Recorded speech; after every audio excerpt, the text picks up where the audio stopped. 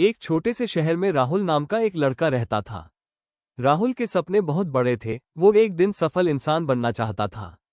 लेकिन उसकी एक बड़ी समस्या थी, वो जल्दी हार मान जाता था। जब भी वो कोई काम शुरू करता और उसमें थोड़ी भी मुश्किल आती, वो उसे बीच में ही छोड़ देता। एक दिन राहुल ने ठान लिया कि वो एक बड़ी परीक्षा पास करेगा। उसने पूरे जोश के साथ पढ़ाई शुरू की। पहले कुछ दिन सब ठीक चला, लेकिन धीरे धीरे पढ़ाई कठिन लगने लगी। कुछ सवाल उसे समझ नहीं आते थे।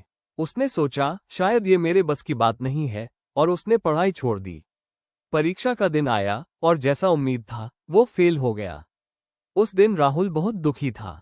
वो अकेले बैठकर सोच रहा था, मैं हर बार क्यों हार जाता हूँ। तभी उसके पास उसके दादाजी आए। उन्होंने राहुल से कहा, बेटा, असफलता बुरी नहीं होती, बुरी होती है उससे कुछ न सीखना। राहुल ने पूछा, लेकिन मैं क्या सीखूं दादाजी? दादाजी मुस्कुराए और बोले, जब तुम गिरते हो तो तुम्हें ये समझने का मौका मिलता है कि कहाँ गलती हुई। उन्होंने एक उदाहरण दिया, जब बच्चा चलना सीखता है तो वो कई बार गिरता है, लेकिन अगर वो गिरने के डर से चलना छोड़ दे तो क्या वो कभी चल पाएगा? राहुल को बात समझ आ गई।